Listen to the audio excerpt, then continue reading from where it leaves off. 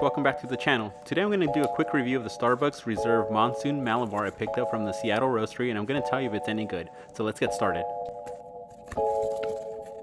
So this bag was hand scooped at the Seattle Roastery. I had never seen this one before, but lots of people were in line to pick this one up, so I thought I'd give it a try. There isn't a lot of details on the tag, but the full name is India Monsooned Malabar. It's probably safe to assume it's from the Malabar region in India, which is located in the lower southwest. The tasty notes are bold, earthy, and sweet with notes of chocolate, dried spices, and a smooth malty finish. Huge emphasis on the chocolate and malty finish. You'll see in the video I didn't have the beans dialed in yet, so the shot pulled a little fast. I adjusted by pulling a longer shot.